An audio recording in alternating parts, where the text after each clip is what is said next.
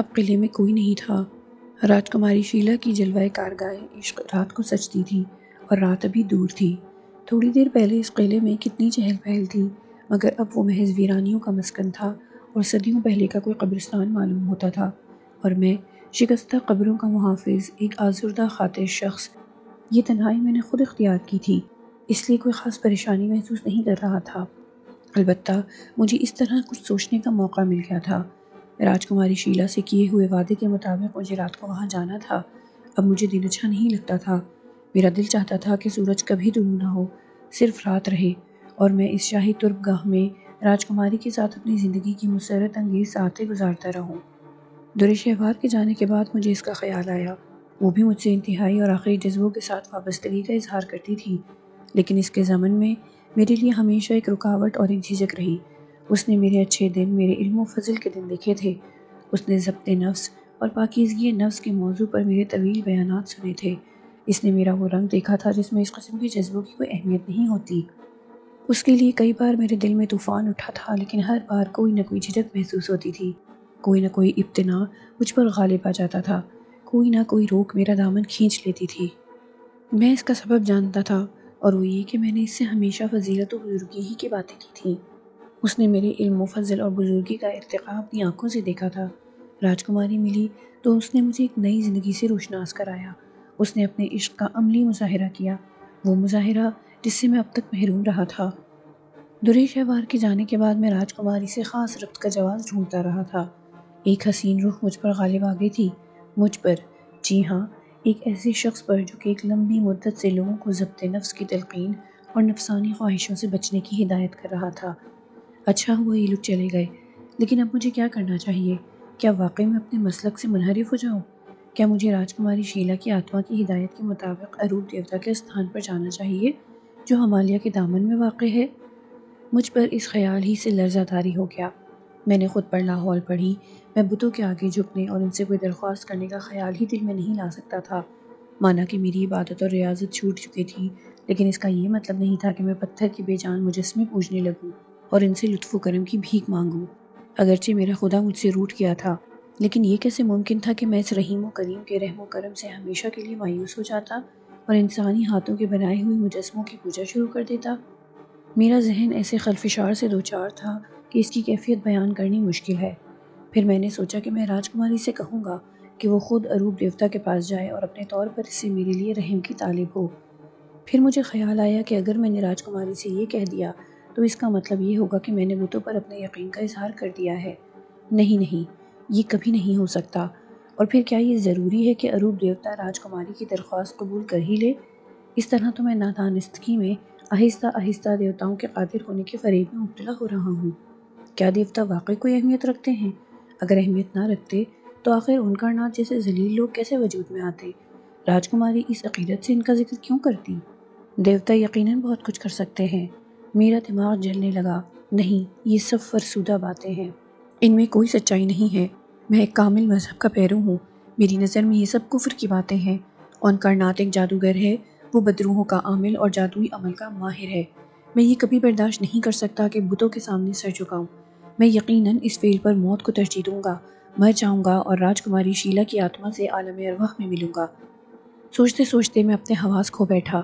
مجھے یاد نہیں آ رہا ہے کہ اس دن میں نے دوپہر سے لے کر رات تک ایک ہی جگہ بیٹھ کر کیا کیا سوچا، کیا کیا مسترد کیا۔ مجھ پر جنون طاری تھا، میں اپنے ہوش و حواس میں نہیں تھا۔ سوچتے سوچتے میں اچانک بڑبڑانے لگتا اور میری آواز قلعے میں گونجنے لگتی تو مجھے احساس ہوتا کہ میں اس وقت جنونی کیفیت میں مبتلا ہوں۔ رات تک اجنا قبائل میں سے کوئی واپس نہیں آیا تھا۔ اس رات مجھے کھانا دینے کے لیے بھی کوئی نہیں آیا تھا۔ میں قلعے سے باہر نکلا، دریا کے کنارے پہنچ کر سیر ہو کر پانی پیا اور دوپہر کا بچا ہوا کھانا تلاش کرنے لگا۔ وہاں کچھ نہیں تھا، صرف چند برتن پڑے تھے اور قلعہ سنسان تھا۔ جب چاند نے آسمان پر تسلط جما لیا اور سورج مکمل طور پر غروب ہو گیا تو میں دھڑکتے دل سے اس حصے کی طرف بڑھا جہاں میری راجکماری آغوش پھیلائے میری منتظر تھی۔ میں نے سوچا کہ میں راجکماری سے درخواست کروں گا کہ وہ ان کائنات کو سزا دینے کی کوئی صورت خود نکالے۔ اگر وہ انکار کرے گی تو اسی وقت اس کے سامنے ہی خودکشی کر کے اپنی موجودہ زندگی کا خاتمہ کر دوں گا۔ دوپہر سے رات تک مسلسل سوچتے رہنے سے اعصاب پر گہرا اثر پڑا تھا اور میں کچھ مشکوک سا، کچھ وسوسے دل میں لیے اپنے ایمان پر یقین میں کچھ تغیر سا محسوس کرتا ہوا اس طرف جا رہا تھا۔ اب کوئی نہیں تھا جو میرے آوارہ خیالوں کی تردید کرتا، میں اپنی فکر کا مختار تھا۔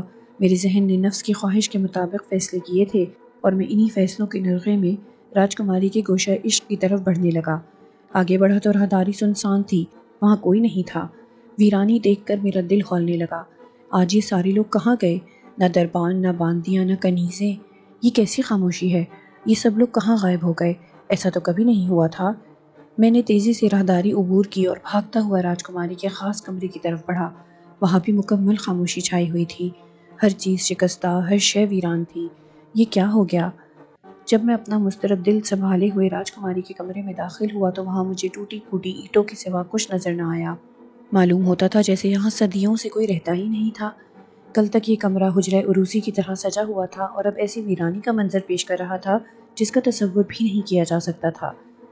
میں کمرے میں ادھر ادھر گھوما، طاق میں مجھے اروپ دیوتا کی سنگ مرمر کی مورتی نظر آئی اور مجھے محسوس ہوا جیسے اروپ دیوتا کا بے جان مجسمہ میری بوکھلاہٹ اور بے بسی پر مسکرا رہا ہو۔ میں نے وہاں سے نظریں ہٹا لیں اور وحشت کے عالم میں کمرے سے باہر نکلا اور بے اختیار ہو کر پوری قوت سے راجکماری کو آوازیں دینا شروع کر دی، لیکن کسی طرف سے میری پکار پر کوئی جواب نہ آیا۔ میری آواز میرے ہی کانوں سے ٹکراتی، یہ سب لوگ کہاں گئے؟ میں پوری طرح چیخا، تم کہاں گئی راجکماری؟ دیکھو میں آیا ہوں، میں تمہارا پردیپ، میں پردیپ ہوں۔ پکارتے پکارتے میرا گلا بیٹھ گیا اور میں نے جنون کے عالم میں گریبان پھاڑ لیا۔ میں آدھی رات تک وہاں بیٹھا راجکماری اور اس کی کنیزوں کا منتظر رہا، لیکن وہاں کوئی نہیں آیا، اور جب مجھے ہر طرف سے مایوسی نے گھیر لیا تو میں وہاں سے چلا آیا۔ اجنا قبائل ابھی تک واپس نہیں آئے تھے۔ میں بستر پر دراز ہو گیا، نیند بھلا کیسے آتی؟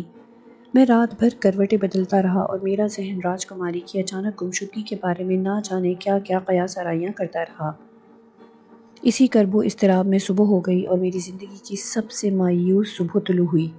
میں رات بھر جاگتا رہا تھا اور رات بھر وحشت میں راجکماری شیلا کو پکارتا اور اسے قلعے کے در و بام میں ڈھونڈتا رہا تھا۔ اکبر، ثمینہ اور در شہوار کے جانے کے بعد ناشتے یا کھانے کا سوال ہی پیدا نہیں ہوتا تھا۔ رات کو بھی میں بھوکا سویا اور صبح ناشتے کا بھی کوئی امکان نہیں تھا۔ قلعے سے دور دور تک آبادی کا نام و نشان نہ ہونے کی وجہ سے یہ بھی ممکن نہیں تھا کہ کہیں قریب جا کر میں اپنے پیٹ کا دوزخ بھر لیتا۔ قلعے کے سامنے دریا تھا، اسی کے صاف و شفاف پانی سے ناشتہ ہو سکتا تھا۔ میں نے نہار منہ پیٹ بھر کر پانی پیا اور پانی سر میں ڈال کر بوجھل دماغ کو سکون پہنچانے کی ناکام کوشش کرنے لگا۔ میرا خیال تھا کہ اجنا قبائل شام تک آ جائیں گے، لیکن ساری رات گزر چکی تھی اور ان کا دور دور تک پتہ نہ تھا۔ میرے لیے ادھر ادھر گھومنے کے سوا اب کوئی کام نہیں تھا۔ مجھے معلوم تھا کہ ادھر سے گاہے گاہے خانہ بدوشوں کے قافلے گزرتے ہیں، لہٰذا میں نے یہ سوچا کہ شاید انہی لوگوں سے مدد حاصل کر سکوں۔ یہ سوچ کر میں بار بار قلعے سے باہر جاتا تھا۔ اتفاق سے اس دن کوئی قافلہ بھی نہیں گزرا۔ سمجھ میں نہیں آتا تھا کہ یہ سب کیا ہو رہا ہے اور اتنے تسلسل سے کیوں ہو رہا ہے۔ راجکماری شیلا کی آتما اچانک کہاں چلی گئی ہے؟ وہ مجھے اروپ دیوتا کے پاس لے جانے کے لیے مصر تھی اور اسی وجہ سے میں نے اپنے عزیز ترین رفیقوں کی جدائی برداشت کی تھی۔ اس نے مجھ سے رات کو آنے کا پختہ وعدہ لیا تھا۔ اب میں کیا کروں اور کہاں جاؤں؟ مجھے رات کا پھر شدت سے انتظار تھا، اور جب ایک نہایت طویل دن گزارنے کے بعد رات آئی تو میں بے تابی سے ان سیڑھیوں پر چڑھا جہاں سے گزر کر راجکماری شیلا کا صدیوں پرانا دربار سجتا تھا، لیکن میری آنکھیں غم سے بھیگ گئیں۔ میں نے آج بھی وہاں کل جیسی ویرانی اور وحشتناکی دیکھی۔ میں گزشتہ رات کی طرح آج بھی ساری رات راجکماری کے انتظار میں اس کی چوکھٹ پر سر رکھے روتا اور ٹھنڈی آہیں بھرتا رہا۔ آخرکار صبح ہو گئی اور میں وہاں سے ناکام و نامراد واپس آ گیا۔ 2 دن ہو چکے تھے، میرے معدے میں ایک کھیل تک اڑ کر نہیں گئی تھی۔ بھوک کی شدت اور سمجھ میں نہ آنے والی صورتحال نے مجھے ہلا کر رکھ دیا تھا۔ بھلا صرف پانی پی کر کب تک گزارا ہوتا؟ دوپہر کے بعد جب میری حالت بالکل ناقابل برداشت ہو گئی اور پیروں پر کھڑا ہونا مشکل ہو گیا تو میں اس مونس و غمگسار دریا کے کنارے پہنچا جہاں مجھے بڑا سکون ملتا تھا، لیکن آج دریا کی روانی اور اس کا نیلگوں پانی بھی بے کیف نظر آ رہا تھا۔ پھر اچانک مجھے خیال آیا کہ کیوں نہ مچھلیاں پکڑنے کی کوشش کروں۔ مجھے زندگی میں کبھی مچھلیاں پکڑنے کا اتفاق نہیں ہوا تھا، اس لیے مچھلیوں کے شکار کے لیے کوئی چیز میرے پاس نہیں تھی، نہ کانٹا نہ جال۔ جال کا خیال آیا تو میں بھاگ کر قلعے کے اندر گیا اور اپنے اوڑھنے کی ایک بوسیدہ چادر لے کر دریا کے کھلے پانی میں کھڑا ہو گیا۔ میں نے دونوں ہاتھوں سے چادر پھیلا دی اور اس کا ایک حصہ پاؤں سے دبا لیا۔ میں ایک ایسی جگہ کھڑا تھا جہاں کثرت سے مچھلیاں ملنے کا امکان تھا۔ یہ طریقہ صبر آزما اور جان لیوا ہونے کے ساتھ ساتھ نہایت موزوں بھی تھا۔ پھر بھی کوئی مچھلی میری طرف نہیں پھٹک رہی تھی۔ بھوک بڑی شدت کی تھی۔ میں اپنے قریب مچھلیاں دیکھ کر کبھی ہاتھ مارتا اور کبھی چادر مچھلیوں کی طرف ڈال دیتا، مگر میری ناتجربہ کاری کی بنا پر مچھلیاں مجھے جل دے جاتی اور دیکھتے ہی دیکھتے میری زد سے نکل جاتی۔ وقت بہت سست رفتاری سے گزر رہا تھا۔ میں شام تک مچھلیاں پکڑنے کی کوشش میں مصروف رہا، لیکن کوئی کامیابی نہیں ہوئی۔ آخر تھک کر اور نڈھال ہو کر میں دریا کے کنارے گر پڑا۔ کچھ دیر سستانے کے بعد جب میں تازہ دم ہوا تو میں نے ایک کوشش اور کرنے کی ٹھانی۔ میں دریا میں اتر گیا اور بڑی خاموشی سے کھڑا رہا۔ چادر تھامے تھامے میرے ہاتھ شل ہو گئے۔ چادر پھیل بھی نہیں پاتی تھی، کبھی میرے بالوں سے چپک جاتی، کبھی ہاتھوں سے الجھ جاتی۔ عجیب مخمصے میں جان تھی۔ اس طرح کافی وقت گزر گیا۔ آخر بہت دیر بعد ایک بد نصیب مچھلی چادر میں پھنس ہی گئی۔ میں بتا نہیں سکتا کہ یہ مہم سر ہونے پر مجھے کس قدر خوشی ہوئی، کس قدر مسرت ہوئی۔ مچھلی دیکھ کر میری اشتہا دو چند ہو گئی۔ میں نے جلدی سے اسے چادر میں لپیٹ کر گٹھڑی سی بنا لی اور بری طرح دبوچ لیا تاکہ نکل نہ جائے۔ میں بڑی تیزی سے قلعے کی طرف بڑھا۔ قلعے میں آگ جلانے کا بھی کوئی انتظام نہیں تھا، صرف چند برتن ادھر ادھر پڑے ہوئے تھے۔ اب یہی ایک صورت نظر آتی تھی کہ کچی مچھلی کسی نہ کسی طرح زہر مار کر لوں، اور میں نے یہی کیا۔ زندگی میں پہلی بار میں نے اس درندگی سے کھانا کھایا تھا۔ کچی مچھلی کھانے کی وجہ سے رات کو معدے میں اتنی گرانی ہوئی کہ میں تڑپتا رہا۔ لیکن میں اسی عالم میں بے تابانہ راجکماری شیلا کی جلوہ گاہ کی طرف گیا۔ آج بھی وہی ویرانی، سناٹا اور وہی محرومی درپیش تھی۔ پھر ایک رات، دوسری رات، تیسری رات، چوتھی رات اور اسی طرح 6 دن گزر گئے۔ نامعلوم کیا آفتاب پڑی تھی کہ کماری شیلا کی راہداری اور خاص کمرے کی روٹھی ہوئی رونق لوٹ کر نہ آئی۔ وہاں کوئی نہیں آیا، کسی باندی یا کنیز کی روح بھی نظر نہیں آئی۔ میں نے اس مدت میں کچی مچھلیوں پر ہی گزارا کیا اور راجکماری شیلا کے انتظار میں راتیں ٹہل کر گزار دیں۔ اس دوران مجھ پر جو کچھ گزری اس کا تصور کرنا اب مشکل ہے۔ پھر اسی عالم میں مجھے اکبر، سمینہ اور در شہوار یاد آئے۔ میں نے ان کا خیال آنے پر بار بار سر جھٹکا۔ ایسا معلوم ہو رہا تھا کہ سب نے مل کر میرے خلاف کوئی سازش کی ہے۔ راجکماری کی آتما ملنے کا پکا وعدہ کرنے کے باوجود غائب ہو گئی تھی۔ قلعے کے اجناء کسی اطلاع کے بغیر چلے گئے تھے۔ کچھ سوچنے اور غور کرنے کا یارہ نہیں تھا۔ ذہن مفلوج ہو کر رہ گیا تھا۔ میں جتنا سوچتا اتنا ہی الجھ جاتا تھا۔ چھٹے دن میں کسی ارادے کے بغیر قلعے سے دور نکل گیا۔ چلتا رہا، نہ جانے کہاں تک چلتا رہا، اور میں نے سوچا شاہد علی کب تک اس طرح بھٹکتے رہو گے؟ یہ تو ایک طرح کا جمود ہے، اس جمود سے کیا حاصل ہوگا؟ بہتر ہے کہ حرکت کرو۔ چنانچہ میں ایک نئے عزم، ایک نئے ارادے کے ساتھ قلعے میں واپس آیا۔ بکھرے ہوئے برتن چادر میں باندھے اور قلعے پر الوداعی نظر ڈالی۔ اس قلعے میں نے اپنی زندگی کے سب سے برے اور سب سے اچھے دن گزارے تھے۔ میرے سامنے کوئی پروگرام نہیں تھا، بس میرے قدم ایک سمت اٹھے اور پھر اٹھتے ہی چلے گئے۔ 3 دن تک مسلسل چلنے کے بعد میں ایک قریب کے دیہات میں پہنچ گیا۔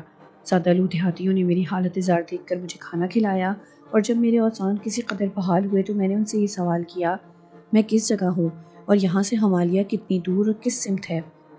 وہ میرا سوال سن کر حیرت زدہ نظروں سے مجھے دیکھنے لگے جیسے وہ مجھے پاگل سمجھ رہے ہوں۔ انہوں نے ہمالیہ کی سمت اور فاصلے کے متعلق مجھے کوئی واضح جواب نہیں دیا۔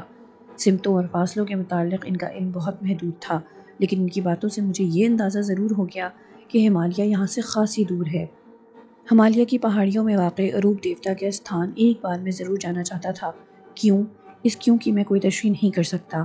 شاید زندگی سے محبت اور اسے قائم رکھنے کی یہ میری آخری کوشش تھی۔ اس طرح دیہات میں ایک اور رات گزارنے کے بعد میں ہمالیہ کی طرف اس مجنونانہ دشت نوردی میں کوئی 3 مہینے گزر گئے۔ دریا دریا، جنگل جنگل، پربت پربت، میں بیابانوں اور ویرانوں سے گزرا۔ جہاں جاتا وہاں کے دیہاتی میرے ساتھ اچھا سلوک کرتے، اور میں شہری آبادیوں سے بچتا بچاتا لمبے لمبے راستے عبور کرتا ہوا آگے بڑھتا رہا۔ اس سفر کے مصائب و آلام کا ذکر شروع کروں تو شاید کبھی ختم نہ ہو۔ میرے کپڑے پھٹ چکے تھے اور میرے پاس کوئی برتن بھی نہیں رہا تھا، کیونکہ ایک جگہ میں نے برتن بیچ کر کھانا کھا لیا تھا۔ پاؤں میں چھالے پڑ چکے تھے اور سر کے بال بے تحاشا بڑھے ہوئے تھے۔ میرا خیال ہے اس وقت میری حالت ایسی تھی کہ کوئی شناسا شخص بھی مجھے دیکھ لیتا تو پہچان نہیں سکتا تھا۔ پھر بھی کچھ لوگوں نے مجھے پہچان لیا۔ جب ہمالیہ کے راستے میں مجھے گنجان آبادی سے مجبوراً گزرنا پڑا تو پولیس نے مجھے کسی مفرور اور پاگل قاتل کے شبے میں گرفتار کر لیا۔ مجھ سے اس وقت ایک بڑی غلطی ہوئی تھی۔ میں نے پولیس کو اپنا صحیح نام شاہد علی بتا دیا تھا۔ میرا خیال تھا کہ اس علاقے میں بھلا شاہد علی سے کون واقف ہوگا، مگر میرے شہر کی خون ریز فرقہ وارانہ فسادات کی خبر یہاں پہنچ چکی تھی۔ میرا نام سن کر ایک پولیس انسپکٹر چونکا۔ اس نے مجھ سے ادھر ادھر کے سوالات کیے۔ میں اسے کوئی واضح جواب نہیں دے سکا کہ میں کہاں جا رہا ہوں۔ سچ تو یہ ہے کہ الفاظ میرے منہ سے نکل ہی نہیں رہے تھے۔ اتنے طویل پیدل سفر، بھوک اور نقاہت نے مجھے بے حال کر رکھا تھا۔ میں بڑبڑا رہا تھا۔ 3 دن تک مجھے حوالات میں رکھا گیا، کڑی نگرانی کی گئی۔ یہاں اتنا فائدہ ضرور ہوا کہ مجھے دونوں وقت کھانے کو مل جاتا تھا۔ حوالات کا پہرے دار 2-1 دن بعد مجھ پر اچانک خاصا مہربان ہو گیا۔ میں حوالات میں ایک کمبل لپیٹے اپنی سوچوں میں منہمک تھا کہ ایک کانسٹیبل کی آواز میری سماعت سے ٹکرائی۔ وہ کسی دوسرے کانسٹیبل سے کہہ رہا تھا، یہ ایک پہنچا ہوا شخص ہے، مسلمانوں کا کوئی بہت بڑا بزرگ ہے، پولیس کو بہت دنوں سے اس کی تلاش تھی، ہر جگہ اس کا فوٹو اور حلیہ لگا ہوا ہے، مگر اسے گرفتار کر کے ان لوگوں نے اچھا نہیں کیا۔ میں کہتا ہوں کہ اس طرح ہم پر ضرور کوئی ناگہانی مصیبت آ جائے گی۔ معلوم ہوا ہے کہ پہلے بھی کئی بار پولیس اسے گرفتار کر چکی ہے اور ہر بار اس نے منہ کی کھائی ہے۔ اب اسے نہ جانے کہاں بھیجا جا رہا ہے۔ ٹھاکر جی اسے آزاد کر دیں تو اچھا ہے، ورنہ سمجھ لو کہ ان کے چھوٹے چھوٹے بچے ہیں۔ یہ گفتگو سن کر پوری بات میری سمجھ میں آ گئی، لیکن مجھ پر کوئی خاص اثر نہیں ہوا۔ میں ہمالیہ پہنچ کر اروپ دیوتا سے ملنے کی خواہش رکھتا تھا، اور یہ خواہش پوری کرنے کے لیے میں نے بڑے پاپڑ بیلے تھے، میلوں کا سفر طے کیا تھا۔ اب جب کہ ہمالیہ تک پہنچنے کے لیے زیادہ سے زیادہ 15 دن کی مسافت رہ گئی تھی تو میں گرفتار کر لیا گیا تھا۔ اس حادثے کے باعث میری عقل خبت ہو گئی تھی اور مجھے اپنا کوئی ہوش نہ رہا تھا۔ یہی وجہ تھی کہ میں آئندہ پیش آ سکنے والے واقعات کے سلسلے میں متردد نہیں تھا۔ میں اطمینان سے لمبی تان کر سو گیا۔ دوسرے دن صبح مجھے انتہائی پوشیدہ طریقے سے ایک وین میں بٹھا دیا گیا۔ میں نے کوئی استفسار نہیں کیا کہ مجھے کہاں لے جایا جا رہا ہے۔ جب میرے ہاتھوں میں ہتکڑیاں پڑنے لگیں، اس وقت بھی میں نے کوئی احتجاج نہیں کیا۔ مجھے یاد ہے کہ اس وقت میں نے ایک پولیس والے کو صرف مسکرا کر دیکھا تھا۔ وہ میری سرخ آنکھیں دیکھ کر لرز گیا تھا اور زمین پر گر پڑا تھا۔ پھر ایک دوسرے کانسٹیبل نے بڑھ کر مجھے ہتکڑی پہنا دی تھی۔ ان لوگوں کے چہرے پر کوئی خوشی نہیں تھی بلکہ تعصب تھا۔ وہ بڑے خوفزدہ معلوم ہوتے تھے، جیسے میں ابھی کوئی کرشمہ دکھا کر ان پر مصیبتیں نازل کر دوں گا۔ انہیں کیا معلوم تھا کہ جس شاہد علی کا نام انہوں نے سنا تھا اور جس کی کرامات سے وہ ڈرے ہوئے تھے، وہ کبھی کا مر چکا ہے۔ شاہد علی تو اب محض ایک چلتی پھرتی لاش ہے۔ وہ اس دنیا کا سب سے زیادہ تنہا انسان ہے، ایک شخص بے روح اور بے جذبہ۔ پھر مجھے ایک ریل کے بند ڈبے میں ٹھوس دیا گیا۔ 3 مسلح گارڈ میرے ساتھ تھے۔ اس سلسلے میں ہر طرح احتیاط برتی گئی تھی کہ مجھے باہر کا کوئی شخص نہ دیکھنے پائے۔ مجھے یاد نہیں کہ یہ پابا زنجیر سفر کتنے دن جاری رہا، کتنی بار گاڑی بدلی گئی، مجھے کہاں لایا گیا اور مجھ سے کیا کہا گیا، مجھے کب عدالت میں پیش کیا گیا اور کیا سزا تجویز ہوئی، مجھ سے کیا سوالات کیے گئے اور میں نے ان کا کیا جواب دیا۔ پہاڑی سے آنے کے بعد سے آج تک میں اپنے عزائم اور فیصلوں میں ناکام ہی ہوتا رہا تھا۔ جب چاروں طرف سے مایوس ہو کر میں اروپ دیوتا کے استھان پر جا رہا تھا تو مجھے وہاں جانے کی مہلت بھی نہیں ملی۔ اتنے ناکام، اتنے محروم اور اتنے آزردہ شخص کے دل و دماغ کا کیا عالم ہوگا۔ ٹھوکریں، تلخیاں، ناکامیاں اور شکستیں جس کا مقدر بن چکی ہوں۔ میں پہم شکستوں سے اتنا چور ہو گیا تھا کہ اب زندگی اور موت کی تمیز بھی مشکل ہو گئی تھی۔ جیل میں مجھے پھانسی اور عمر قید کی سزاؤں کے مجرموں کے ساتھ رکھا گیا۔ مجھے اندازہ نہیں ہوا کہ میں لوٹ کر پھر کہاں آ گیا ہوں۔ وہ میرا شہر تھا، وہاں کے کئی مجرم مجھے پہچانتے تھے۔ وہ مجھے دیکھ کر بے ساختہ ہاتھ چومنے لگے۔ میں نے ان سے نہیں پوچھا کہ وہ ایسا کیوں کر رہے ہیں۔ انہی چہروں میں سے ایک چھناسا چہرہ میری نظروں کے سامنے آیا۔ میں نے اسے پہچاننے کی کوشش کی۔ وہ سلیم تھا، سلیم جو میاں صاحب کے زمانے میں اور اس کے بعد پہاڑی پر ہر ماہ کے آخری بدھ کو منعقد ہونے والی نشستوں میں شریک ہوا کرتا تھا اور بڑے جوش و خروش سے مذہب اور روحانیت کے تصوف اور مابعد الطبیعات پر زبردست نکتہ چینیاں کرتا تھا۔ وہ ایک ملحد تھا، لیکن میاں صاحب اس پر شفقت کی نظر رکھتے تھے۔ اس نے ایک بار ان کائنات کو چھیڑ کر اس کے چند جادوئی تماشے دیکھ کر اس کا مذاق بھی اڑایا تھا۔ سلیم کو جیل کے اس تنگ و تاریک ماحول میں دیکھ کر مجھے بڑی حیرت ہوئی۔ کوئی شخص یہ توقع نہیں کر سکتا تھا کہ ایسا تعلیم یافتہ اور ذہین شخص خونی مجرموں کی اس جیل میں بھی داخل ہو سکتا ہے۔ جب اس نے مجھے دیکھا تو حیرت سے دیکھتا رہ گیا اور بڑے جذباتی انداز میں بڑھ کر مجھ سے گلے لگ گیا اور رقت آمیز لہجے میں کہنے لگا، میرے بھائی شاہد علی، آپ؟ آخر انہوں نے آپ کو گرفتار کر ہی لیا؟ ہاں، میں نے اس کے جذباتی لہجے کا بے نیازی سے جواب دیا۔ مگر آپ کی یہ حالت کیسے ہو گئی؟ انہوں نے آپ کو کہاں سے گرفتار کیا؟ مجھے نہیں معلوم، میں نے اس کا منہ تکتے ہوئے کہا۔ آپ کو کیا ہو گیا ہے میاں صاحب؟ میں سلیم ہوں، کیا آپ نے مجھے نہیں پہچانا؟ یقیناً ان بدماشوں نے آپ پر بڑا ظلم کیا ہے، وہ گلگیر آواز میں بولا۔ میں خاموش رہا۔ وہ جھجکتے جھجکتے خود ہی بولنے لگا، بھلا دیکھیے تو حالات نے کیا رخ اختیار کیا ہے۔ تصور بھی نہیں کیا جا سکتا کہ میں اور آپ اس حالت کو پہنچ جائیں گے۔ کیسی عجیب بات ہے کہ میں مذہب پر قربان ہو گیا۔ جی ہاں، میں جو ایک زمانے میں مذہب کا منکر تھا اور روحیت اور روحانیت کا مذاق اڑایا کرتا تھا اور مادے کی افضلیت کا قائل تھا، آپ کو نہیں معلوم کہ میرے ساتھ کیا المیہ ہوا ہے۔ آپ کے پہاڑی سے چلے جانے کے بعد شہر میں آپ کے متعلق چرچے ہوئے اور چھوٹے موٹے واقعات نے خونریز فرقہ وارانہ فسادات کی شکل اختیار کر لی تو مجھ سے یہ ناانصافی نہ برداشت ہوئی۔ نہتے مسلمانوں کے محلوں پر مسلح ہندو ٹوٹ پڑے، انہوں نے گھروں کو آگ لگانا شروع کر دیا اور ہماری ماؤں بہنوں کی عصمت پر حملے کیے گئے۔ یہ سب کچھ دیکھ کر مجھ سے نہ رہا گیا، نہ جانے میرے اندر کا مسلمان کیسے جاگ اٹھا۔ میں نے موقع پر ہی کئی شورا پشت ہندو غنڈوں کو قتل کر دیا اور پھر بہت سو کو بعد میں چن چن کر ہلاک کر دیا۔ میں بھی فسادات کی آگ میں کود پڑا، فسادی ہو گیا۔ آخر پولیس نے مجھے گرفتار کر لیا، مقدمہ چلا اور عمر قید کی سزا ہو گئی۔ میں نے اس کی تاثر انگیز گفتگو پر کوئی توجہ نہ دی اور اسے دیکھ کر پلکیں جھپکانے لگا۔ مجھے اس بات پر شرم آئی کہ سلیم جیسا ملحد کی ایمانی غیرت جوش میں آ گئی، لیکن مجھ جیسا ایک فضیلت مآب بزرگ بے غیرتی کی حد تک گمراہ ہو گیا، یہاں تک کہ اپنا دین و ایمان نفس کی مٹی میں جھونک کر اروپ دیوتا کے استھان تک جانے کے لیے آمادہ ہو گیا۔ وہ میری بے نیازی دیکھ کر مجھے گھور کر دیکھنے لگا اور سہمے ہوئے لہجے میں بولا، آپ کو کیا ہو گیا ہے؟ آخر آپ میری کسی بات کا جواب کیوں نہیں دیتے؟ کچھ نہیں، کچھ نہیں، میں نے چونک کر جواب دیا۔ اس نے مزید کوئی بات کرنا مناسب نہ سمجھا۔ 1 ڈیڑھ ہفتے تک وہ میری خدمت کرتا رہا اور اس نے جلد ہی مجھے اس قابل کر دیا کہ میں اس کی بات سن کر اسے کوئی جواب دے سکوں۔ وہ جیل میں کافی مقبول شخص تھا، سب اس کی عزت کرتے تھے اور اس کی وجہ یہ تھی کہ وہ ایک تعلیم یافتہ مہذب شخص تھا۔ اس کی گفتگو میں شائستگی اور گہرائی تھی۔ میں پہاڑی کی نشستوں کے زمانے ہی سے اس کی دلکش گفتگو اور متجسس شخصیت سے متاثر تھا۔ غالباً وہ جلد ہی میری کیفیت تاڑ گیا اور اسے اندازہ ہو گیا کہ میری یہ حیت قضائی قلندری اور مجذوبیت کے سبب نہیں ہے بلکہ گہرے صدمات کی وجہ سے ہے۔ اس نے میری بڑی خاطر کی، اپنے کھانے کا کچھ حصہ بھی وہ مجھے دے دیا کرتا تھا۔ پھر وہ کریت کریت کر مجھ سے سوالات کرنے لگا اور میں نے مختلف نشستوں میں اپنی تمام سرگزشت بے کم و کاست اسے سنا دی۔ اس کی عنایت اور نگہداشت سے یہ فائدہ ہوا کہ میری کھوئی ہوئی یادداشت بحال ہونے لگی۔ اب رفتہ رفتہ مجھے یاد آنے لگا کہ گزشتہ دنوں میں نے کہاں کہاں ٹھوکریں کھائی ہیں۔ سلیم نے میری المناک سرگزشت سن کر مجھے اس بات پر آمادہ کرنا چاہا کہ میں جیل سے فرار ہو جاؤں اور واپس پہاڑی پر چلا جاؤں۔ وہاں پولیس مجھ پر ہاتھ نہیں ڈال سکے گی اور جیل سے فرار کو میری کوئی روحانی کرشمہ سمجھ کر محتاط ہو جائے گی۔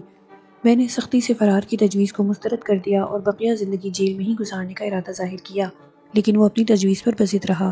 آخر اس نے کافی غور و خوض کے بعد جیل کے سرکردہ بدمعاشوں کے ساتھ ایک جامع منصوبہ بنایا۔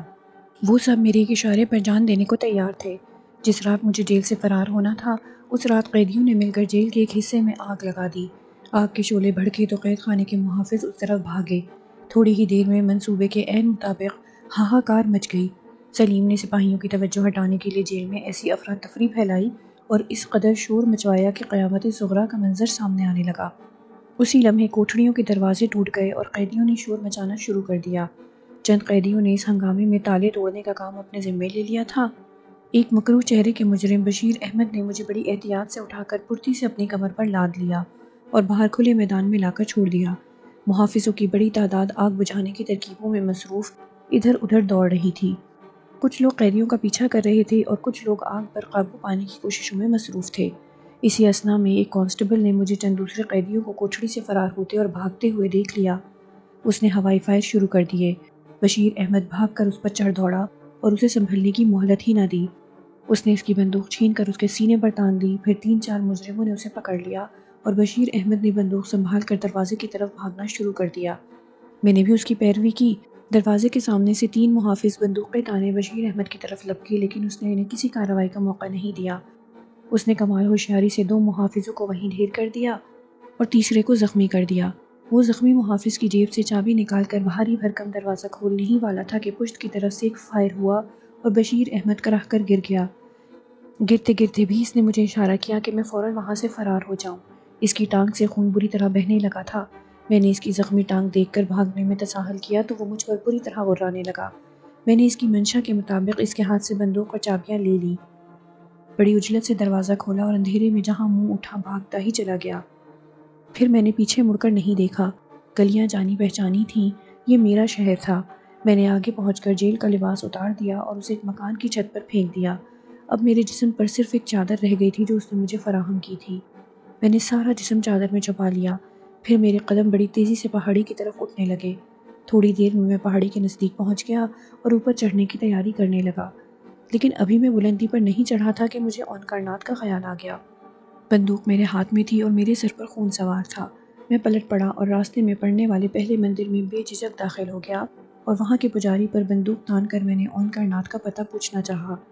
میری صورت دیکھ کر وہ دبلا پتلا پجاری سر سے پاؤں تک کانپنے لگا۔ اس کی گھگی بند گئی اور اس نے خوفزدہ لہجے میں بتایا کہ اون کائنات کئی مہینے سے شہر میں موجود نہیں ہے اور ان دنوں متھرا میں جاپ کر رہا ہے۔ میں نے اسے یہ دھمکی دی کہ وہ میرے بارے میں کسی کو کچھ نہ بتائے اور وہاں سے چلا آیا۔ متھرا ہمارے شہر سے اتنا دور نہیں تھا جتنا قلعے سے ہمالیہ۔ میں نے پہاڑی پر واپس جانے کا ارادہ ملتوی کر دیا اور متھرا جانے کا ارادہ کر لیا۔ متھرا جانے کے لیے اگر میں اسی شہر سے کسی سواری پر سوار ہوتا تو راستے میں دوبارہ گرفتار ہو جانے کا اندیشہ تھا۔ چنانچہ میں نے متھرا کی مخالف سمت بھاگنا شروع کر دیا۔ اندھیری رات تھی، میں لڑکتا پھڑکتا آبادی سے دور نکل گیا۔ دوسرا دن میں نے ایک مہربان دیہاتی کی کوٹھڑی میں چھپ کر گزارا۔ اس نے مجھے اپنا کرتا اور پاجامہ دیا۔ رات آئی تو میں نے پھر بھاگنا شروع کر دیا۔ آخر آدھی رات کو میں ایک ایسے اسٹیشن پر پہنچ گیا جہاں سے متھرا جانے والی ٹرین آسانی سے مل سکتی تھی۔ 20 گھنٹے کا راستہ تھا، لیکن دن میں سفر جاری رکھنا کسی طرح مناسب نہیں تھا۔ بہرحال رات کے اندھیرے سے فائدہ اٹھا کر میں ایک ٹرین میں بیٹھ گیا اور صبح ہونے سے پہلے ایک قصبے میں اتر گیا۔ بندوق اب بھی میرے پاس تھی۔ میں دن بھر قصبے کے نواح میں چھپا رہا اور رات کو پھر چل پڑا۔ اسی طرح جنون کے عالم میں چھپتا چھپاتا میں کوئی 1.5 ہفتے بعد متھرا پہنچ گیا۔ میں نے رات کو مختلف مندروں اور مرگھٹوں میں اون کائنات کو تلاش کیا۔ میرا ارادہ تھا کہ ایک گولی ضرور اس کے سینے میں اتاروں گا، چاہے اس کے بعد کچھ بھی ہو، لیکن 3 راتوں کی مسلسل تلاش کے باوجود نہیں ملا۔ تھک ہار کر میں نے اس کی تلاش چھوڑ دی اور متھرا سے آگے بڑھ گیا اور ناگپور تک پہنچ گیا۔ یہاں رکنا بھی مناسب نہیں تھا، اس لیے میں ٹھہرا نہیں۔ میں ناگپور سے کچھ آگے نکل کر جنگلوں اور پہاڑوں سے گزرنے لگا۔ یہاں میں نے بندوق سے کچھ شکار کیے تاکہ پیٹ کی آگ بجھا سکوں۔ اس طرح میرے کارتوس ختم ہو گئے۔ اب خالی بندوق میرے پاس رہ گئی تھی۔ میں نے ایک گڑھے میں پھینک دی۔ پھر ایک دن میں شدید بھوک اور نقاہت کے عالم میں ایک بستی کی مسجد کے قریب گر گیا۔ ہوش آیا تو میں نے اپنے آپ کو ایک حجرے میں پایا۔ ایک کمزور جسم کا شخص مجھ پر جھکا ہوا دعائیں پڑھ رہا تھا۔ میں نے آنکھیں کھولیں تو اس نے خدا کا شکر ادا کیا اور رحم دلی سے کہنے لگا، تم کون ہو بھائی؟ کہاں سے آئے ہو؟ کہاں جا رہے ہو؟ میں نے اسے کوئی جواب نہیں دیا۔ اس نے پھر پوچھا۔ آخر اس کے کئی بار پوچھنے کے بعد میں نے کہا، میرا نام شاہد علی ہے۔ اس دنیا میں میرا کوئی نہیں ہے، کوئی گھر نہیں ہے، کوئی سہارا نہیں ہے۔ اس نے کہا، جب کسی کا کوئی نہیں ہوتا تو خدا ہوتا ہے۔ میں نے مایوسی سے کہا، خدا بھی مجھ سے روٹھ گیا ہے۔ توبہ توبہ۔ وہ اپنے ہاتھ کانوں پر رکھ کر بولا، کفر کیوں بکتے ہو بھائی؟ بہت مایوس معلوم ہوتے ہو۔ خیر زندگی اسی کا نام ہے۔ کیا میں زندہ ہوں؟ میں نے حیرت سے پوچھا۔ خدا کا شکر ہے میرے بھائی شاہد علی، خدا تمہیں زندہ رکھے۔ تم پوری 1 رات بعد ہوش میں آئے ہو۔ اللہ نے یہ میری رات بھر کی تیمارداری کا پھل دیا ہے کہ تم بولنے لگے ہو۔ مجھے بتاؤ کہ تمہیں کس نے دکھ دیے ہیں؟ شاید میں تمہارے کسی کام آ سکوں۔ وہ شفقت سے بولا، کسی نے نہیں مولوی صاحب۔ میں نے ایک سرد آہ بھر کر کہا، آپ کیا کیجیے گا سن کر؟ اس نے کہا، اس وقت تم ایک مسجد کے حجرے میں ہو۔ میرا نام اشرف علی ہے۔ میں اس مسجد میں امامت کرتا ہوں۔ ایک زمانہ ہو گیا، اللہ کو میرا کام کچھ ایسا پسند آ گیا ہے کہ اب کسی دوسرے کام میں جی ہی نہیں لگتا۔ میں نے خاموشی اختیار کی تو اشرف علی بولا، بھوک لگ رہی ہوگی، اٹھو، منہ ہاتھ دھو لو اور کچھ کھا لو۔ اشرف علی بہت رحم دل اور نیک شخص تھا۔ مجھے اس کی باتوں سے اندازہ ہو گیا کہ وہ ایک سادہ لوح شخص ہے اور نہایت شفیق طبیعت کا حامل ہے۔ جب میں نے سیر ہو کر کھانا کھا لیا اور اس سے رخصت ہونا چاہا تو اس نے مجھے جانے نہیں دیا اور روک کر ہر طرح سے میری دلجوئی کرنے لگا۔ اس نے مجھ سے نماز کی تلقین کی اور اپنے اجلے کپڑے پہنا دیے۔ میں نے بہت دنوں بعد خشوع و خضوع سے نماز پڑھی، مگر میری نماز شاید ہی قبول ہوئی ہو، کیونکہ وہ میں نے اشرف علی کے اصرار پر پڑھی تھی۔ یہی وجہ تھی کہ نماز پڑھ کر مجھے کوئی سکون نہیں ملا۔ مجھے اس حجرے میں پڑے ہوئے کئی روز ہو گئے۔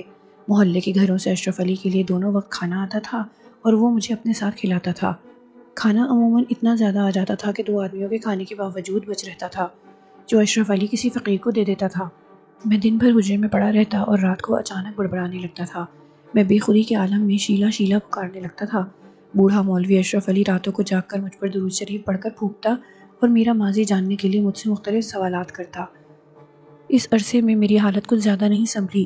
میں صبح سے شام تک خاموش حجرے میں پڑا دیواریں تکا کرتا اور سرد آہیں بھرا کرتا تھا۔ 1 مہینے تک جب مجھے کوئی افاقہ نہیں ہوا اور مولوی اشرف علی مجھے سمجھاتے سمجھاتے تھک گیا تو ایک دن اس نے کہا، میاں شاہد علی، میرا خیال ہے تمہارا مرض میرے بس کا نہیں ہے۔ اس بستی سے کچھ دور ایک پہنچے ہوئے بزرگ آئے ہوئے ہیں، آؤ ان کے پاس چلے، شاید وہ تمہارے قلب کی تطہیر کے لیے کوئی دعا فرما دیں۔ میں ان کی خدمت میں کئی بار حاضر ہو چکا ہوں اور مجھے یقین ہے کہ وہ کامل بزرگ ہیں، خدا نے انہیں بہت کچھ دیا ہے۔ میں نے ہنس کر کہا، کون بزرگ؟ وہ کیا کریں گے؟ وہ خدا سے تمہارے لیے دعا کریں گے۔ اشرف علی نے بہت اعتماد سے کہا، میرے لیے اب کوئی دعا اثر نہیں رکھتی، میں نے بے دلی سے کہا۔ لیکن میں تمہیں وہاں ضرور لے چلوں، اشرف علی نے ضد ہو کر کہا۔ ٹھیک ہے، مگر یقین کرو میں ایک لا علاج مریض ہوں اور موت کا منتظر ہوں۔ موت کسی نہیں آتی میرے بھائی، مگر کسی کو بے وقت موت کبھی نہیں آتی۔ مولوی اشرف علی نہ مانا، اس نے مجھ سے دوسرے دن صبح صاف کپڑے پہن کر چلنے کے لیے کہا۔ میں بے دلی سے اٹھا، کپڑے وغیرہ تبدیل کیے اور کسی بچے کی طرح اشرف علی کے ساتھ چل دیا۔ فاصلہ اچھا خاصا تھا۔ اشرف علی نے ایک بس پکڑی اور ایک جگہ بس سے اترنے کے بعد کافی طویل راستہ پیدل طے کیا اور مجھے راستے بھر اولیاء کرام کی کرامتوں کے بارے میں بتاتا رہا۔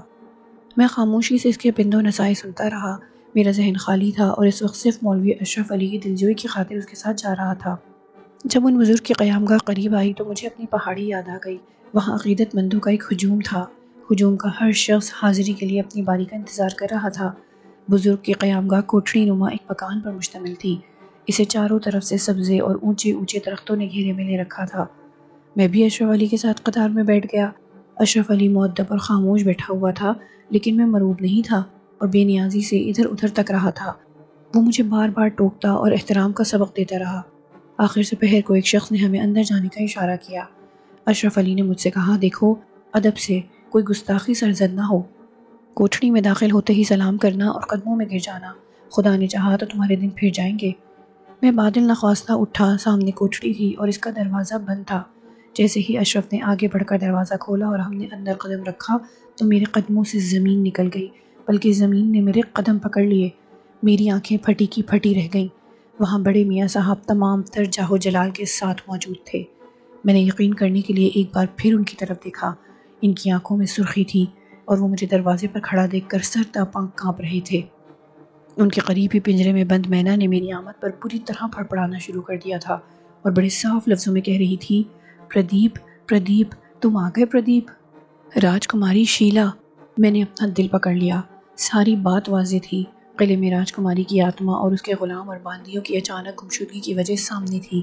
میاں صاحب نے اپنی بے پناہ روحانی طاقتوں سے مضطرب روحوں کو اس گروہ کو قید کر رکھا تھا۔ مینا جب مجھے دیکھ کر پھڑپڑائی اور چیخنا چلانے لگی تو میاں صاحب نے اسے غضب کی نگاہ سے دیکھا۔ مینا سہم کر خاموش ہو گئی۔ میری حالت بہت غیر تھی۔ میں وہیں گر پڑا۔ یادداشت میں صرف یہ امر محفوظ رہ گیا کہ اس وقت میرا دماغ پوری طرح چکرا گیا تھا اور میں سنبھلنے کی کوشش کے باوجود زمین پر پڑا تھا۔ جب میری آنکھیں کھلیں تو میں کوٹھڑی سے باہر سبزے پر بے سود پڑا تھا۔ اشرف علی حیران و پریشان انداز سے مجھ پر جھکا ہوا تھا اور مجھے ہوش میں لانے کی ترکیبیں کر رہا تھا۔ میاں صاحب کی کوٹھڑی کے باہر اب بھی بہت سے عقیدت مند موجود تھے۔ ان میں بیشتر افراد مجھے مشکوک نظروں سے گھور رہے تھے۔ میں نے بے بسی سے کوٹھڑی کی سمت دیکھا تو وہاں مجھے ابوالحسن اور درِ شہوار بھی نظر آئے۔ درِ شہوار کی آنکھوں میں حسرت تھی۔ میں نے جلدی سے نظریں پھیر لیں اور اپنے مضمحل اور منتشر اعصاب قابو میں کرنے کی کوشش کی۔ میں اٹھ کھڑا ہوا۔ اب ساری باتیں میری سمجھ میں آ رہی تھیں۔ یہ صرف مقام کی تبدیلی تھی۔ میاں صاحب پھر ظاہر ہو گئے تھے اور اپنے تمام تر گر و فر اور جاہ و جلال سے خدمت خلق میں مصروف تھے۔ سب کچھ وہی تھا، صرف میں ان سے علیحدہ ہو گیا تھا۔ اسی وجہ سے میرے لیے سب کی نگاہوں میں اجنبیت تھی۔ جب میں کھڑا ہوا تو مجھے کسی قدر ندامت کا احساس ہوا، لیکن دوسرے ہی لمحے مجھے راجکماری شیلا کی فریاد نے بے چین کر دیا۔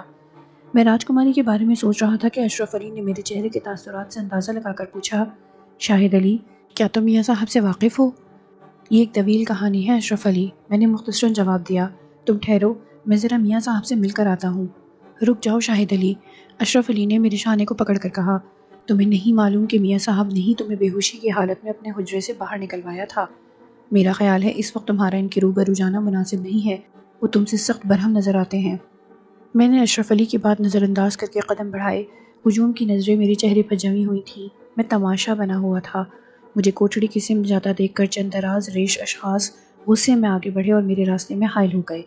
ان میں سے ایک نے بڑی نفرت سے مجھے مخاطب کیا، تم میاں صاحب سے نہیں مل سکتے، یہ ان کا حکم ہے، چلے جاؤ یہاں سے اور پھر کبھی ادھر کا رخ نہ کرنا۔ مگر میں ان سے ملنا چاہتا ہوں، میں نے التجا آمیز انداز میں کہا۔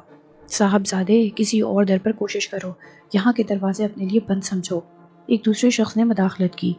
مگر میرا قصور، میں نے آہستہ سے دریافت کیا۔ میاں صاحب ایک روشن ضمیر بزرگ ہیں صاحبزادے، یقیناً انہوں نے تمہارے اندر چھپا ہوا شیطان بھانپ لیا ہے۔ آج پہلا اتفاق ہے کہ انہوں نے کسی سوالی کو دھتکارا ہے۔ تم غالباً یہاں کسی نیک ارادے سے نہیں آئے تھے۔ بہتر ہوگا کہ تم واپس چلے جاؤ اور خدا سے اپنے ان گناہوں کی معافی مانگو جن کی شدت محسوس کر کے اس جلیل القدر بزرگ نے تمہیں التفات کے لائق نہیں سمجھا۔ ایک پڑھے لکھے شخص نے نصیحت آمیز انداز میں فہمائش کی۔ میرا عجیب عالم تھا، ذہن کسی ایک فیصلے پر نہیں پہنچ رہا تھا، کبھی کچھ سوچتا تھا کبھی کچھ۔ مجھے سب سے زیادہ فکر راجکماری کی تھی، جسے یہاں اس حالت میں دیکھ کر میری عقل خبت ہو گئی تھی۔ وہ مجھ سے ملنے کے لیے مضطرب تھی اور اب میں اسے ہر قیمت پر میاں صاحب کے عتاب سے بچانا چاہتا تھا۔ میاں صاحب کی ارادت مندوں کی دخل اندازی نے مجھے بے بس کر دیا تھا۔ مان میری نظر پھر کوٹھڑی کی جانب اٹھی۔ وہاں دور شہوار کھڑی تھی اور سراسیمگی سے مجھے تک رہی تھی۔ اس کے چہرے پر میرے لیے ہمدردی کا جذبہ موجود تھا۔ میری طرف سے نظر ہٹا کر اس نے ابوالحسن سے کچھ کہا اور ابوالحسن نے نفی میں گردن ہلا دی۔ ابوالحسن کے اس انداز پر میری رہی سہی امیدیں بھی ختم ہو گئیں۔ میرا جی چاہا کہ میں ابوالحسن سے جا کر کہوں، آپ بھی مجھے بھول گئے؟ مگر میں نے ان سے کچھ نہیں کہا۔ ابوالحسن سے کوئی گزارش کرنے کے خیال ہی سے مجھے اپنے آپ پر غصہ آیا اور میں چاروں ناچار گردن جھکائے اشرف علی کی طرف چلا گیا، جو ابھی تک حیران کھڑا صورتحال کو سمجھنے کی کوشش میں بری طرح پریشان نظر آ رہا تھا۔ میں قریب گیا تو اس نے پوچھا، ماجرا کیا ہے شاہد علی؟ میاں صاحب نے آج سے کوئی 2-3 ماہ پہلے اس بستی میں قدم رکھا ہے۔ اس مدت میں ان کی خانقاہ سے کوئی شخص خالی ہاتھ نہیں گیا۔ پوری بستی میں ان کی بزرگی اور خوش خلقی کے چرچے ہیں۔ جو شخص بھی ان کے پاس جاتا ہے وہ دل سے ان کا معتقد ہو جاتا ہے۔ لیکن تمہارے سلسلے میں محترم بزرگ کا رویہ عجیب تھا، ایسا کیوں ہوا شاہد علی؟ مت پوچھو اشرف علی، یہ باتیں تمہاری سمجھ میں نہیں آئیں گی، میں نے ٹھنڈی آہ بھر کر کہا۔ اشرف علی مصر ہو گیا، تم ضرور مجھ سے کوئی بات چھپا رہے ہو، مجھے وہ بات بتا کر دل کا بوجھ ہلکا کر لو۔ مجھ سے غلطی ہو گئی اشرف علی، ہمیں وہاں نہیں جانا چاہیے تھا، کاش مجھے پہلے سے معلوم ہوتا۔ تم نے دیکھا ہوگا کہ مجھے دیکھ کر پنجرے میں بند ایک مینا نے پڑپڑانا شروع کر دیا تھا۔ بس میاں صاحب اس بات پر ناراض ہو گئے، میں نے سپاٹ لہجے میں جواب دیا۔ اشرف علی کی آنکھوں میں حیرت بھر گئی۔ کیا مطلب؟ بخدا میں نہیں سمجھا، ایک پرندے سے تمہارا کیا تعلق؟ تم کچھ بے معنی اور مبہم باتیں کر رہے ہو۔ پھر وہ کچھ سوچتے ہوئے بولا، ہاں مجھے یاد آیا، وہ مینا تمہیں دیکھ کر پردیپ پردیپ پکار رہی تھی۔ تم ہندو تو نہیں ہو؟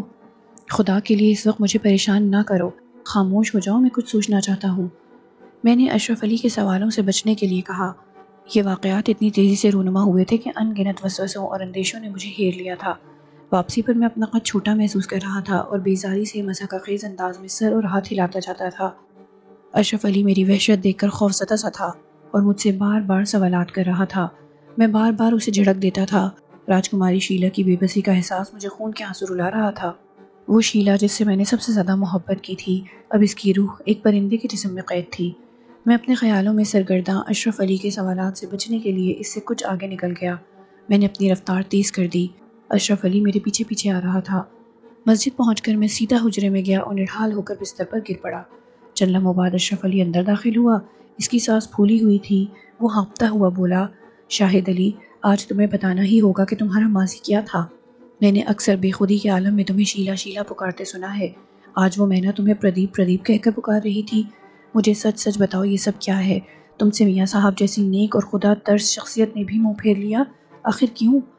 مولوی اشرف علی، میں نے بگڑ کر کہا، کچھ دیر کے لیے مجھے میرے حال پر چھوڑ دو، میں تم سے وعدہ کرتا ہوں کہ تمہیں سب کچھ بتا دوں گا۔ ابھی میرے دل و دماغ اس قابل نہیں کہ میں تمہیں اپنی بدنصیبی کی داستان سنا سکوں۔ مولوی اشرف علی نیک شخص تھا، مجھے الجھا ہوا دیکھ کر خاموش ہو گیا۔ 2 روز گزر گئے۔ مولوی اشرف علی نے متعدد بار اصرار کیا کہ میں اپنا ماضی اس کے سامنے بے نقاب کر دوں، لیکن میں نے اس کی طرف توجہ نہ دی۔ میں راجکماری شیلا کی آتما کی بازیابی کے منصوبے بناتا رہا۔ کوئی ایسی صورتحال نظر نہیں آتی تھی جس پر عمل کرنا ممکن ہوتا۔ تیسرے دن میرے اندر چھپے ہوئے کسی شخص نے مجھے ایک راہ سجھا دی۔ اس وقت میرے سامنے اشرف علی تھا، جو بہت سادہ اور نیک دل شخص تھا۔ میں نے سوچا کہ اگر میں کسی طرح اسے ہموار کر لوں تو کام بن سکتا ہے۔ یہ کام مشکل نہیں تھا، چنانچہ میں نے اسے اپنے متعلق کچھ چٹتی ہوئی سی باتیں بتائیں۔ میں نے شیلا کے بارے میں اسے بتایا کہ وہ ایک ہندو عورت کی روح ہے جسے سکون دینے کے لیے میں پردیپ بن گیا تھا۔ میں نے کچھ اتنے تاثر انگیز انداز میں واقعات سنائے کہ اشرف علی میری صورت تکنے لگا۔ اسے حیرت تھی کہ میں روحوں کے بارے میں کتنی روانی سے بات کر رہا ہوں۔ اس پر سکوت طاری ہو گیا، جیسے وہ میری سرگزشت سن کر یقین کرنے اور نہ کرنے کی کیفیت میں مبتلا ہو۔ سنو اشرف علی، میں اعتراف کرتا ہوں، میں نے کہا، میں راجکماری شیلا کے لیے اپنی راہ سے بھٹک گیا ہوں، اپنا مقام اور مسلک بھول گیا ہوں۔ میں نے شیلا سے وعدہ کیا تھا کہ جب تک اس کی بے چین آتما کو قرار نہیں آ جائے گا، میں دنیا کی تمام عبادتوں سے دور رہوں گا۔ اسے تم میری غلطی کہو یا حماقت، لیکن جو کچھ ہوا وہ میں نے تمہارے سامنے پیش کر دیا ہے۔ شاہد علی، تم کتنی عجیب باتیں کر رہے ہو۔ ایک روح سے تم نے وعدہ کیا ہے، میری سمجھ میں تو کچھ نہیں آ رہا۔ شاید تم مجھے خوفزدہ کر رہے ہو، اشرف علی نے معصومیت سے کہا۔ نہیں اشرف علی، یہ سب سچ ہے۔ میں نے روحانی اور ماورائی قوتوں کے بارے میں تمہیں بہت سرسری سی باتیں بتائی ہیں۔ اس عالم رنگ و بو میں ان کی تعداد بہت کم ہے جن کی آنکھیں ماورائے ادراک دیکھنے پر قادر ہوتی ہیں۔ یہ خوبی بڑی ریاضت کے بعد آتی ہے۔ عبادت گزار شخص ایک ایسا پہلوان ہو جاتا ہے جس کی تمام حواس ہر اعتبار سے عام آدمیوں کے حواس سے قوی اور مختلف ہو جاتے ہیں۔ میں نے بھی کچھ سیکھا ہے، کچھ ریاض کیا ہے، لیکن میں غالباً اس کا متحمل نہیں ہو سکا۔ میں نے ایک مؤثر تقریر کی جو اشرف علی نے خاموشی اور حیرت سے سنی۔ جب میں خاموش ہوا تو اس نے کہا، شاہد علی، تم نے بہت برا کیا جو ایک روح کی خاطر اپنے مسلک سے دور ہو گئے۔ اب میاں صاحب کی ناراضگی کی وجہ میری سمجھ میں آ چکی ہے۔ میں سمجھتا ہوں کہ اب بھی وقت ہے کہ تم سلامتی کی راہ پر آ جاؤ۔ خداوند کریم کی ذات بابرکات تم پر یقیناً مہربان ہوگی، اور کیا عجب کہ تم اپنا کھویا ہوا مقام دوبارہ حاصل کر لو۔ مجھے اپنی غلطیوں کا احساس ہے، میں نے اشرف علی کو اکھڑتا دیکھ کر ندامت سے کہا، لیکن میں نے ایک روح سے وعدہ کیا تھا، وہ روح جسے مجھ سے عشق ہے۔ میرے لیے اب دو ہی صورتیں ہیں، یا تو میں اپنی بقیہ زندگی گمراہی میں گزار دوں اور گناہوں کا بوجھ اٹھائے دنیا سے رخصت ہو جاؤں، یا پھر شیلا کو میاں صاحب سے حاصل کر کے اس کی آتما کو آزاد کراؤں۔ اگر میں نے اپنا وعدہ پورا نہ کیا تو مجھے سکون نہیں ملے گا، اور سکون نہ ملا تو میں منتشر رہوں گا۔ میں عبادت ضرور کروں گا، مگر تم سمجھ سکتے ہو کہ ذہنی انتشار کی عبادت کیسی عبادت ہوگی؟ میرا دل تو کہیں اور رہے گا۔ جب میں نے دیکھا کہ اشرف علی نے شیلا کے واقعات سے کوئی خاص اثر قبول نہیں کیا تو میں نے مبالغے سے بھی گریز نہیں کیا۔ میں نے اسے کچھ جھوٹی باتیں بھی بتائیں اور کہا کہ کیا ایک مسلمان کو اپنے وعدے سے منکر ہو جانا چاہیے؟ کیا میں یوں ہی خاموش ہو کر بیٹھ رہوں؟ شاہد علی، ایک مسلمان کی حیثیت سے میں تمہیں دوسرے راستے پر چلنے کی تلقین کروں گا۔ اگر تم نے نیک نیتی اور سچے دل سے توبہ کر لی تو یقین جانو خدا تمہیں معاف کر دے گا۔ ہاں، تمہاری بات درست ہے، لیکن یہ اسی طرح ممکن ہے کہ تم میری کچھ مدد کرو۔ میں تم سے ایک کام لینا چاہتا ہوں۔ مجھے یقین ہے کہ اگر تم میاں صاحب کے پاس جا کر ان سے مینا کا پنجرہ طلب کرو تو وہ تمہیں مایوس نہیں کریں گے۔ میں نے سرگوشی کے انداز میں کہا، لیکن میں یہ اشرف علی انکار پر مصر تھا۔ میں نے اس کے ہاتھ پکڑ لیے اور اسے مجبور کیا کہ وہ اس معمولی سے کام کے لیے آمادہ ہو جائے۔ اشرف علی مجھے صبر و سکون کی تلقین کرتا رہا، لیکن میں بضد رہا۔ پھر میں اپنی گفتگو کو ایک ایسے موڑ پر لے گیا جہاں اشرف علی کوئی فیصلہ کر سکتا تھا۔ میں نے بہت سے جھوٹ بولے، مبالغے کیے، حاشیہ آرائی سے کام لیا، اور آخر اشرف علی میری قوت بیان سے متاثر ہو گیا اور اس نے بادل نخواستہ پنجرہ لے کر آنے کی آمادگی ظاہر کر دی۔